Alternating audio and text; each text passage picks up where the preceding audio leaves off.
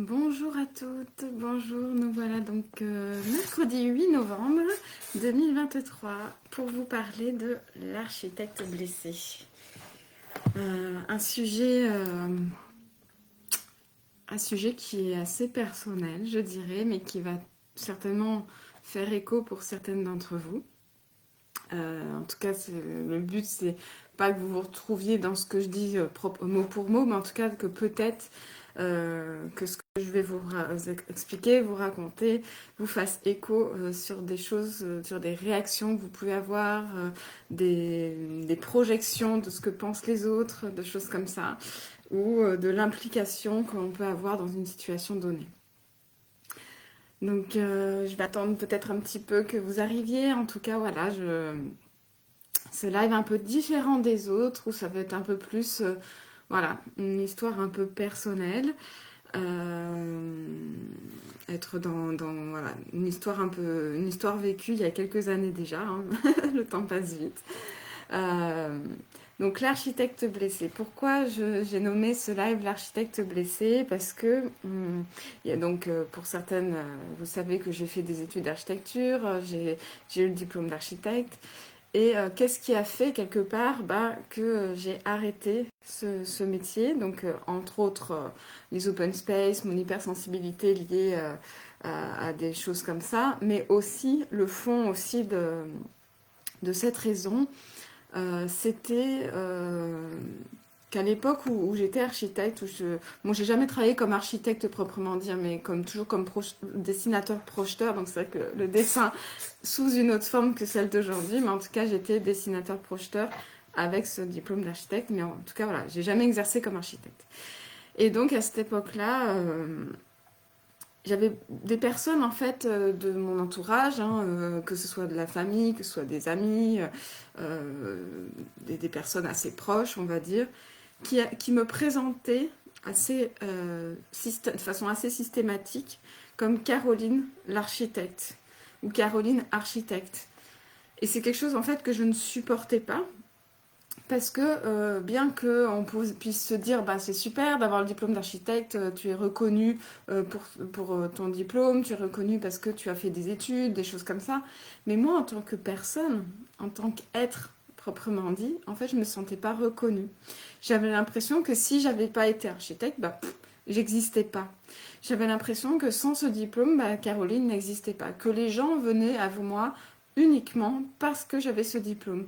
Je vous présente Caroline architecte, elle va pouvoir vous faire un plan. Tiens, je connais, j'avais des personnes qui venaient me voir, tiens, je connais telle ou telle personne, si tu veux, je vais leur parler de toi, comme ça tu pourras leur faire un plan. Voilà, mais c'était pas forcément des plans déclarés, des choses comme ça qu'ils souhaitaient me faire faire. Et moi, je rentrais pas du tout là-dedans. Il faut savoir que j'ai une maman qui est contrôleur des impôts. Donc, je ne rentrais pas dans ce genre de choses. Et de toute façon, ça ne m'intéressait absolument pas. J'avais un travail, j'avais mon salaire et j'avais pas envie de faire des choses annexes. Et c'est vrai que j'aurais pu éventuellement me mettre à mon compte pour faire des petits permis de construire, des choses comme ça en parallèle, mais choses que je n'ai pas faites. Mais en tout cas, voilà. Bon, ça c'est encore un autre sujet. Mais le fond des choses, c'était déjà, je me sentais pas reconnue en tant qu'être, en tant que personne. Je disais, mais je suis autre chose que ce diplôme. Je suis pas Caroline architecte, je suis Caroline femme sensible, émotive, qui a une vie, voilà, qui a des émotions, des sentiments, qui existe en tant que personne, qui a envie qu'on la voie d'une autre façon, à travers d'autres mots. Pour d'autres raisons, juste le plaisir d'être avec moi, ou comme certaines personnes me le disent, pour mon sourire tout simplement, parce que je suis peut-être agréable, douce, sensible, voilà, pour plein d'autres raisons que le fait que je puisse être, le fait que j'étais architecte. Et ça, c'est quelque chose qui m'a profondément blessée et qui a quelque part qui m'a menée à ne plus aimer ce titre, ce diplôme, qui m'a voilà, j'avais plus d'affect en fait pour ce diplôme et j'en avais même un dégoût quelque part et je ne supportais plus qu'on me présente comme ça. Je me souviens aussi d'une époque où j'étais descendue, parce qu'à ce moment-là j'habitais en Basse-Normandie et je suis descendue à Clermont-Ferrand, ma ville d'origine. J'ai retrouvé une amie et ce jour-là elle me présente elle aussi à ses copines en disant Caroline architecte, mais bon là elle va faire une reconversion et tout ça. Mais j'en avais marre, en fait. J'avais envie de dire, mais ça suffit, arrêtez, arrêtez avec ça. Il y a un moment donné où c'est très important d'être reconnu pour soi, d'être aligné pour ce qu'on est, pour qui on, que ce soit à travers notre métier, à travers ce que l'on fait, à travers ce que l'on vit, à travers nos échanges, à travers tout. C'est important en fait d'être aligné pour tout, en fait, pour tout ce qu'on est. Et ça, en fait, ça démontrait que j'étais pas à ma place, que j'étais pas en accord avec la façon dont les personnes me percevaient. Et ça en disait beaucoup, en fait, quelque part, sur comment moi je me percevais face à ce diplôme, comment moi je me percevais face à ce métier, face à la réaction que ça menait chez les autres. Et il y avait aussi, donc ça c'est une partie des raisons qui m'a fait arrêter l'architecture, mais il y avait aussi ce fond, au fond de moi, je crois que c'était peut-être même le plus important que cette façade dont je viens de vous décrire, mais il y avait aussi cette notion, euh, j'avais peur d'avoir dit en une phrase, j'avais peur que les maisons que j'allais construire, enfin en tout cas que les plans que j'allais faire pour les personnes, que la maison allait s'écrouler.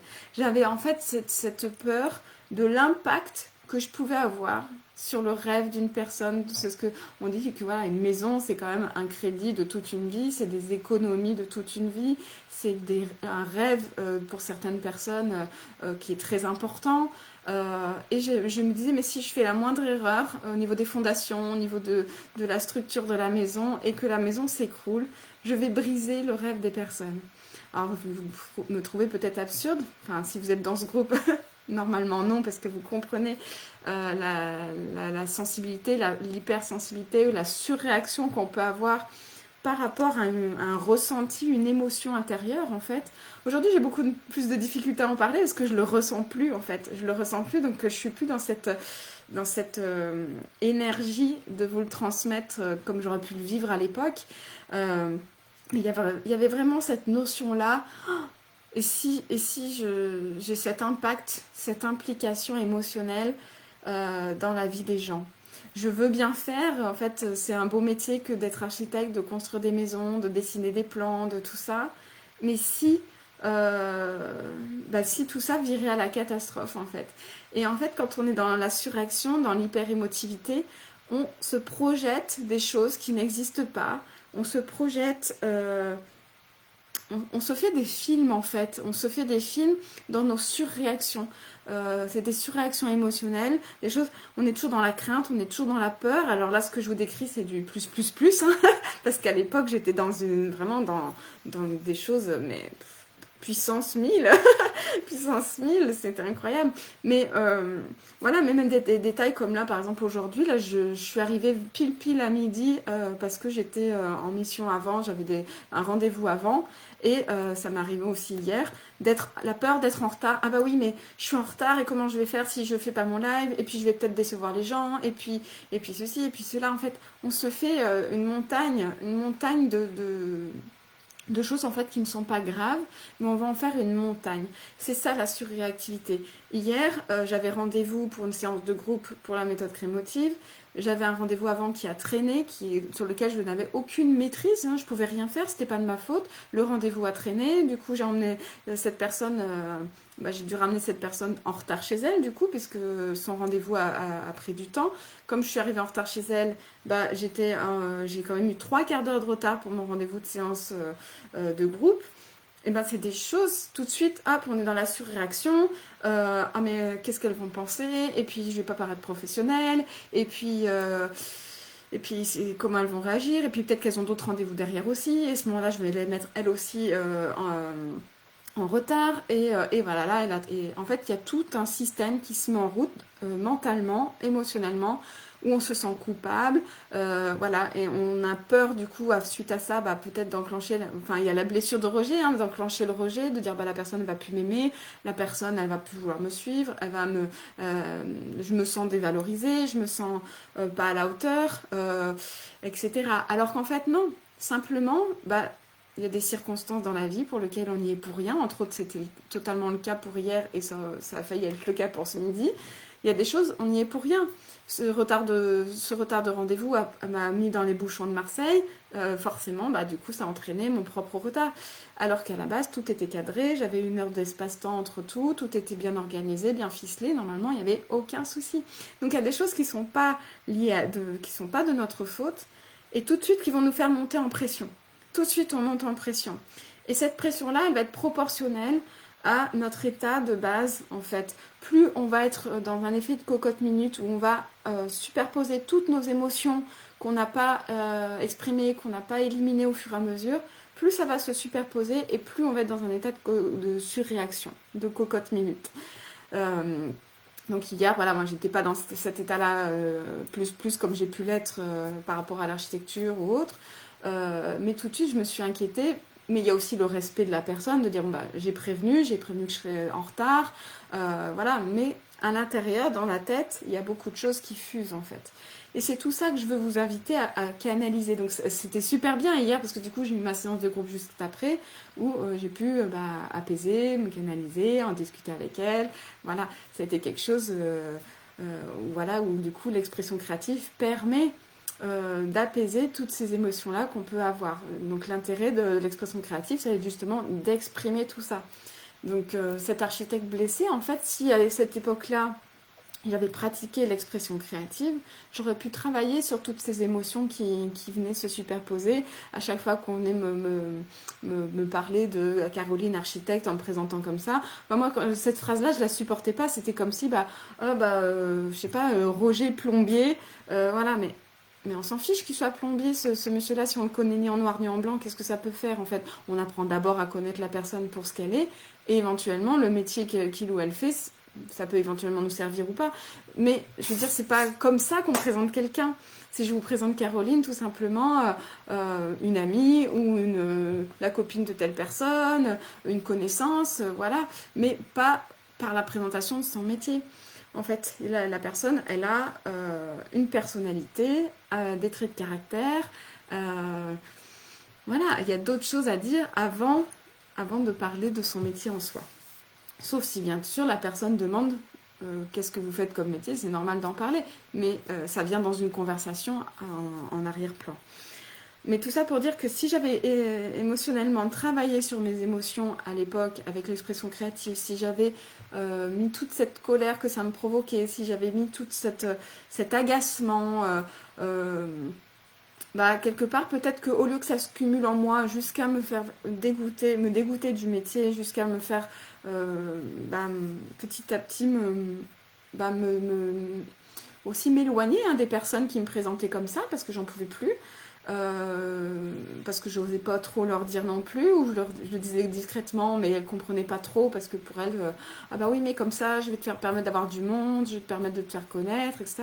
Mais à cette époque-là, moi j'étais salariée, et j'avais aucune intention, en fait, de me faire connaître, et j'avais aucune intention qu'on me reconnaisse à travers ça. Donc là encore, c'était une projection des personnes sur moi, qui aurait pu être sympathique si j'étais dans le cas d'être entrepreneur à l'époque, où j'aurais voulu qu'effectivement on me fasse connaître, mais là c'était pas le cas du tout, et j'étais plutôt une personne discrète qui voulait justement rester un peu à l'écart, et quand je côtoyais du monde, j'avais pas forcément envie de parler de mon travail. Il y a ça aussi, c'est que quand on est en dehors de son travail, on n'a pas forcément, enfin, à l'époque j'avais pas forcément envie d'en parler.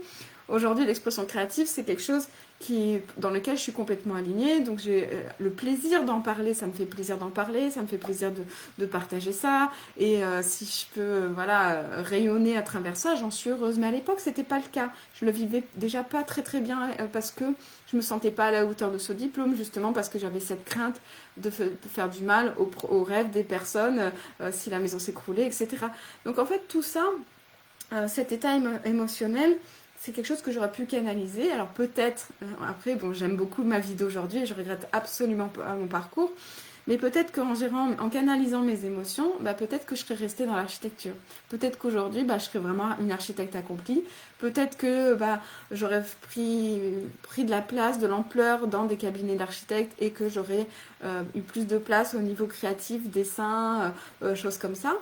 Voilà, c'était au niveau de la gestion de mes émotions, c'était quelque chose d'important par rapport à tout cet environnement-là. encore une fois, bah voilà, les capacités, je les avais. J'étais capable de faire des plans, j'étais capable de faire des permis de construire, etc. Mais au niveau je n'aurais pas pu à ce moment-là être architecte proprement dit à mon compte parce que j'avais trop cette peur, cette implication que je pouvais avoir dans cet impact que je pouvais avoir dans la vie des autres, en fait, dans la vie d'autrui. Et c'est quelque chose qui s'est répété, que j'avais pas guéri, hein, que j'ai jamais vraiment guéri pendant plusieurs années, parce qu'après j'ai eu cette même peur dans la naturopathie. C'était une peur qui m'a suivie, hein, enfin, de faire du mal aux autres, en fait, au travers de mon métier. C'était quelque chose qui était vraiment ancré en moi. Et dans la naturopathie, bah, c'était pareil finalement. Quand je me suis retrouvée à avoir un impact sur la santé des personnes au travers de compléments alimentaires, d'un équilibrage alimentaire, de choses comme ça, eh bien j'étais aussi en train de me dire, et si au contraire tu lui faisais du mal? Et si en voulant lui faire du bien, tu lui faisais du mal et qu'au niveau de sa santé, tu as un impact important? Et du coup, ça aussi, c'est quelque chose qui m'a vraiment perturbée, et donc je ne suis jamais devenue naturopathe non plus. Euh, Aujourd'hui, ce que je fais avec l'expression créative, c'est une toute autre dimension. J'ai pas d'impact qui puisse être direct dans votre vie de façon négative. Au contraire, l'expression créative, elle va vous aider à vous libérer, à vous apaiser. Et si toutefois ça révèle des blessures plus importantes ou autres, eh ben, je vous invite à aller voir, à vous faire accompagner à côté par un psychologue, un psychiatre, ou peu importe quel autre spécialiste, en tout cas qui puisse vous aider au niveau plus profond émotionnellement.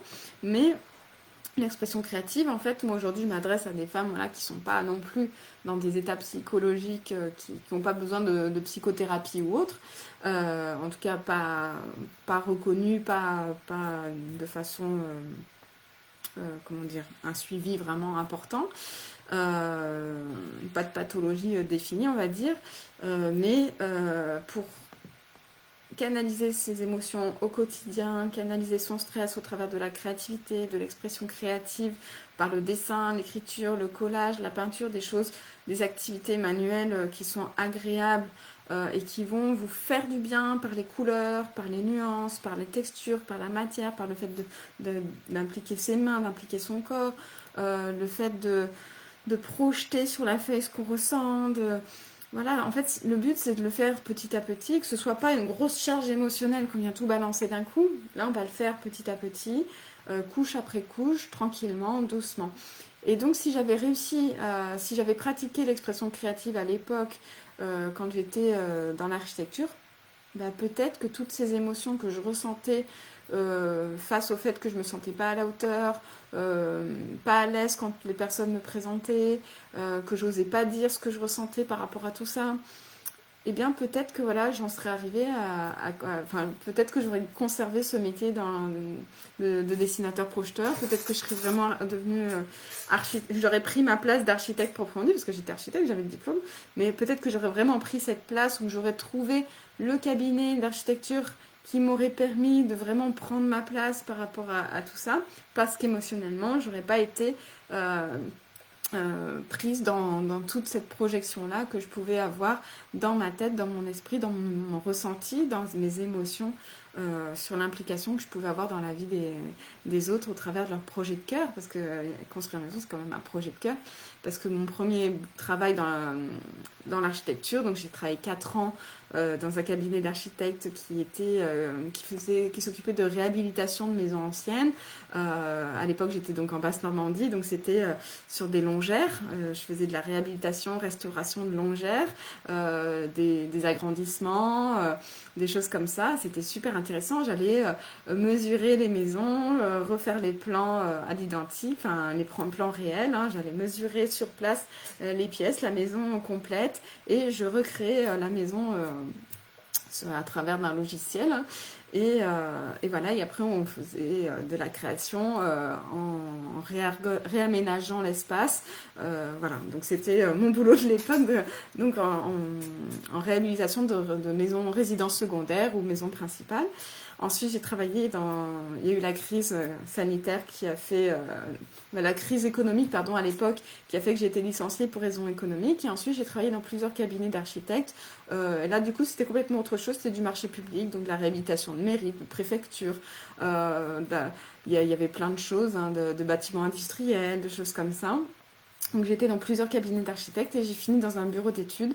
Et c'est là que je me suis retrouvée dans un open space où, pareil, c'était au niveau émotionnel, c'était une catastrophe. Et ça, je vous en ai déjà parlé, déjà raconté. Voilà, au niveau émotionnel, les open space, si vous pouvez éviter, quand on est hyper émotif, c'est une catastrophe. On a l'impression que tout le monde nous voit, que tout le monde nous observe. On voit tout le monde. C'est vraiment pas agréable du tout pour travailler quand on est prise par nos émotions. On se sent vraiment observé, vraiment pas à notre place, on entend tout, on voit tout. C'est vraiment hyper perturbant et quand on n'est pas bien, ça ne fait qu'amplifier les choses en fait. Donc c'est vraiment compliqué. Après, tout dépend aussi des collègues qu'on peut avoir, ça joue aussi. Mais c'est vraiment compliqué. Moi, je pleurais dès que je voyais mon patron arriver, c'était une catastrophe. Mais voilà, donc aujourd'hui, c'est des choses qui ne devraient plus m'arriver parce que déjà, j'exprime mes émotions de façon régulière et comment dire, je choisis ma place, je choisis des métiers qui me permettent aussi de ne plus subir cette réactivité aussi. Donc c'est important aussi d'adapter son environnement à sa réactivité, d'adapter notre environnement, que ce soit professionnel, mais personnel aussi, amical, social, vraiment de se mettre en relation avec des personnes qui vous comprennent, des personnes qui sont euh, en tout cas pas dans le jugement, pas dans la critique de qui vous êtes. Donc en fait, à partir du moment où vous canalisez vos émotions, vous gérez vos émotions, vous allez petit à petit aussi, énergétiquement parlant, changer un peu au fil du temps vos relations, parce que plus vous êtes aligné avec qui vous êtes, plus vous attirez à vous des personnes qui sont énergétiquement parlant en adéquation avec vous, qui vont vibrer, résonner avec qui vous êtes. Et du coup, votre cercle autour de vous, relationnel, va petit à petit changer, évoluer, se transformer en quelque chose de beaucoup plus agréable pour vous, parce que vous serez en phase avec vous-même, tout simplement. Le fait d'exprimer ses émotions, en fait, après, on arrive beaucoup mieux on arrive à mieux communiquer, à être dans de la communication moins violente, donc plus dans cette réactivité où on va se vexer, où on va se pleurer, où on va s'agacer, on peut être dans de la colère, on peut être dans de la rancœur, on peut être dans quelque chose qu'on va garder à l'intérieur de soi parce qu'on n'ose pas le dire. Donc là, c'est plutôt l'hypo émotionnel, être émotif, pardon, on va tout garder en soi. Mais c'est pas bon non plus parce que du coup on s'exprime pas. Comme on s'exprime pas, ça fait en sorte qu'on est mal à l'intérieur de soi. Et donc tout ça c'est important. Donc plus vous allez exprimer vos émotions, que ce soit dans l'hyper-émotivité, dans l'hypo-émotivité ou en alternance entre les deux, plus vous allez vous exprimer et plus vous allez retrouver une sorte d'équilibre, en fait, une harmonie, la balance, elle va se rééquilibrer et vous allez être émotive mais plus hyper ou hypo-émotive en fait. Ça va permettre de rééquilibrer un peu tout ça. Donc voilà ce que je voulais vous partager, donc une petite page de mon histoire personnelle au travers de l'architecte blessé que j'ai pu être à une époque. Alors c'est moins évident pour moi d'en parler parce que je suis plus dans ces émotions-là justement. Alors c'est fou, j'en aurais parlé à l'époque. Si vous regardez mes toutes premières vidéos d'il y a un an, j'avais les larmes aux yeux quand j'en parlais parce que c'était encore un peu frais dans mon cœur. Voilà, c'était quand je parlais d'open space, quand je parlais de tout ça, je revivais ces émotions-là. Aujourd'hui, je me sens plus du tout touchée par ces émotions-là. Donc du coup, je vous le partage d'une autre façon, avec des nouvelles émotions en fait, qui sont plus positives, joyeuses aujourd'hui. Quand je vois le recul, avec le recul, presque je me retrouve en face des personnes en me disant mais c'est ridicule la façon dont tu réagissais à l'époque. Non, c'était pas ridicule, c'était moi à cette époque-là en fait.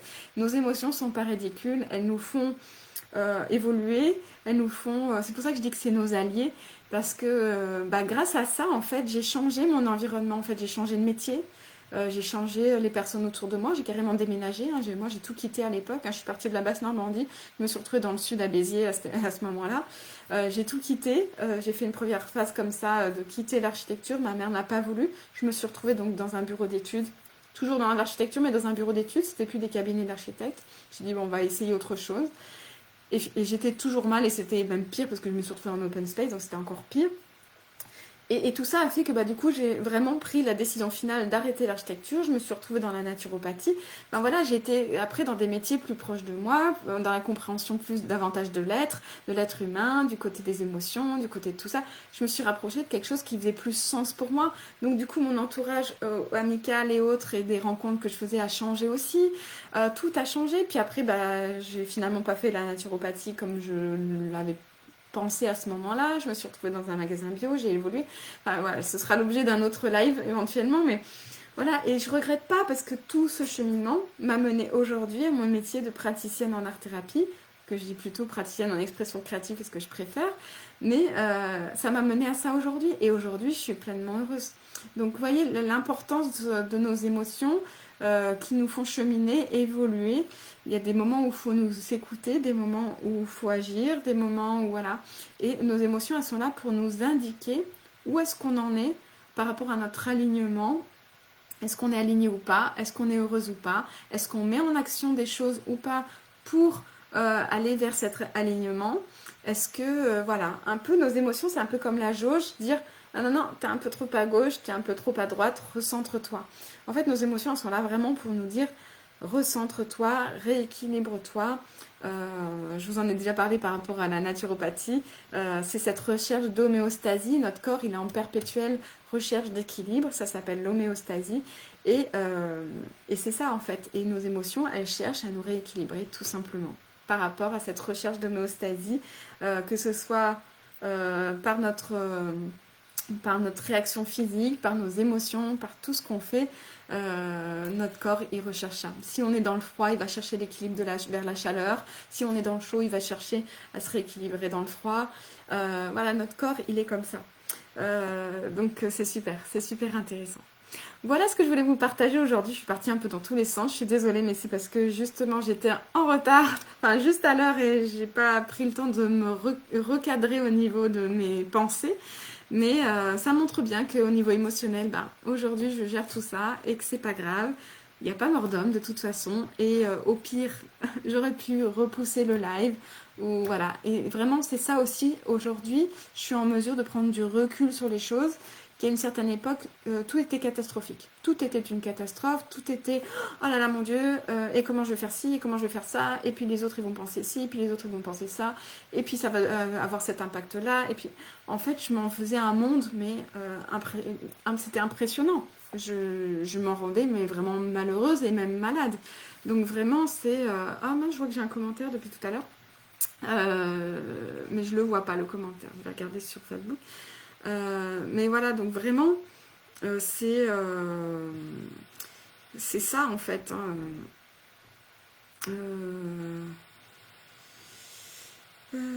Tout. C'était ça en fait, on se met dans des états, on se rend malade, c'est des choses folles, hein, on se rend dans des états fous, et c'est vraiment dommage, alors qu'en canalisant nos émotions, on peut vraiment faire en sorte d'éviter tout ça, hein. Éviter tout ça. Je vais juste voir le petit commentaire pour savoir qui c'est, j'ai pas vu tout à l'heure. En canalisant nos émotions, on peut vraiment... Ah bah c'est Hélène, coucou Hélène, si c'est toujours toi et que t'es encore là. Voilà. Bon, du coup, voilà, j'ai dépassé aujourd'hui en termes du temps. J'étais un peu bavarde et pas très structurée, mais j'étais ravie de vous partager cette expérience-là. Et je vous souhaite un bon appétit, une très belle journée.